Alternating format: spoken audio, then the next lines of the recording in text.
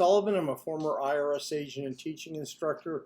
Welcome to my YouTube station. It's the home of the 5-minute or less video.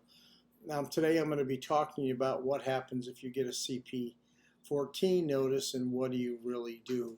I've worked at IRS for a decade. I've been in private practice for how long I've been in private practice for 4 decades. I've been doing this for 50 years. I know, that's scary.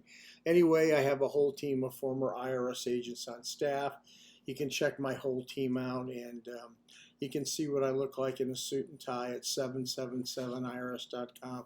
I've been on many national broadcasts, and you can watch me there, and you can see how pretty I look.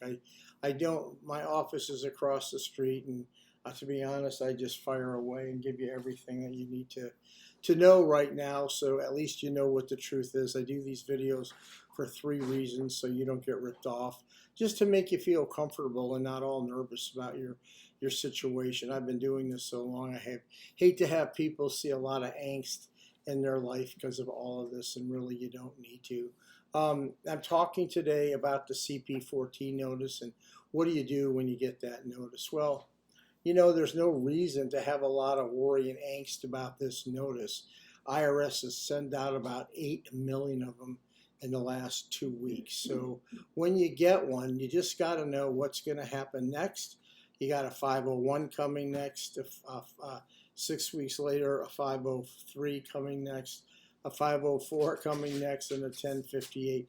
This is just the beginning of 5 more notices that are coming your way. So you don't want to make a knee-jerk reaction with Internal Revenue Service like, oh gee, what do I really have to do now? You need to be thinking about an exit strategy or what you're going to do about your debt. That's definitively what you need to be thinking about. So if the liability is wrong, you got to contact IRS and say, hey, something's wrong about this. But if in fact it's right, at some point in time, you or somebody else are going to have to call Internal Revenue Service and deal with the debt. Remember, you still have a CP 501, 503, 504, 1058 coming. Those are at least going to be in another 3 months you're going to have to make a decision. But at some time in time, you're either going to go online and make a payment agreement, or if you need to call IRS, usually 2 things are going to happen. You're either going to get set up into a payment plan because IRS is going to look at your financial statement, your 433F at the service center, or IRS will probably put you in a currently non-collectible, which means they looked at your financial statement and you don't have the ability to pay. Now, you may have heard the offer and compromise or debt settlement. Yes, that's possible. I used to teach the program at Internal Revenue Service. I'm very adept in going ahead and filing and getting those accepted if you're qualified. If it's a small amount, like up to 30 or 40,000, you're going to have to usually do that by yourself, because a lot of firms don't take cases that small, and you can do them by yourself. But on a large case, you do want to hire a professional. When I say a professional, you want to make sure that person's a former agent, an enrolled agent, a CPA, or an attorney, because those are the only people licensed to talk to IRS on your behalf. So if you want to settle the debt, you truly want to settle, and you think you're qualified, you should go first to the IRS pre-qualifier tool. Just Google IRS pre-qualifier tool for offer and compromise, and then you'll see that's pretty close.